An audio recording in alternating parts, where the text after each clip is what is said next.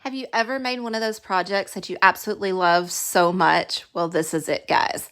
So what I have here is a 8x8 frame, and it's a canvas frame, and I'm using the back of it. I have used Valspar antiquing glaze on the outside and inside, and now I am going over with some Carriage House green and some Victorian lace white.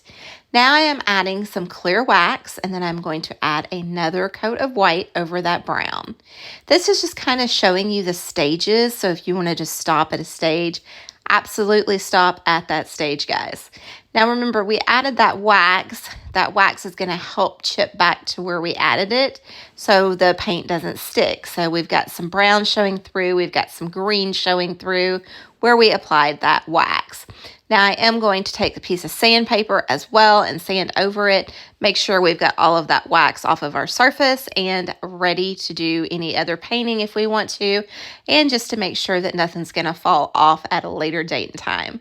So now I am taking some Tim Holtz crackle paste in opaque, and I'm going to apply those on the edges and in some of the spaces where the white was.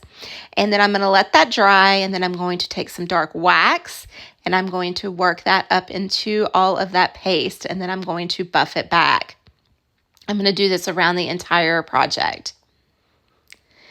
After I was done with the project, I thought it needed a little more white, so I did go back over and just kind of add a hint of white here and there, and also added a color of bronze, which turned out really cool, but you'll see that here in a second. So now we're going to take this transfer that barely fits in this space. So I'm going to cut the top as much as I can to get it as close to where I need it, and I'm going to kind of hold it before I set it down completely. And you'll see I'll have to work with the sides just a little bit, but I'm going to start up at the top. I'm varnishing it in, and that is with a B, guys. Some people say I say it wrong. I am varnishing it in, and then once I get that completely in there to where I can start removing the tape over the transfer or the transfer sheet, it turned out really, really good, guys. So I'm just going to add some distressed wax around the sides in there just to kind of have it go with the frame. And then here's the white that I'm going to take. And like I said, not a lot, but just a little to lighten it up just a little bit. And then I'm going to take some of that gold paint. It is by Full Cart, and just add a little bit here and there and just kind of brush it in, kind of just give it a color from the flowers of the actual transfer in the middle. And it actually really looks gorgeous in person, guys. The lighting right here isn't the best, but when I got it into the photo end lighting, oh my goodness, I love it so much. So then once I have done that step, y'all, now I am going to take my letters that I painted earlier. And I don't even know if I showed y'all that I painted those letters because I don't see them in this reel. I must have accidentally cut them out. But I painted them all black. Now I am going to sand them down so each letter has a rustic look to it. And now I am going to place my letters where they're going to go and try to figure out how I want to do my placing. I did cut these on our laser, guys. If someone is interested and has these transfers, is interested in a similar project, let me know and we can cut some of these out for you for a small price.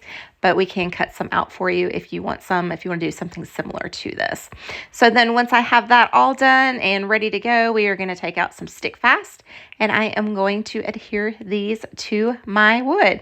Make sure I get all my spacing correct, everything ready to go, and easy as that, guys. That is all there is to it.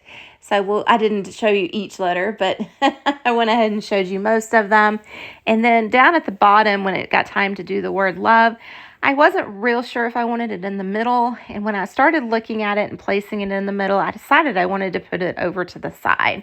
I thought it gave it a little character. This frame has character. This whole thing is just amazing in my opinion. So I had to do it just to make it a little bit different so it would stand out.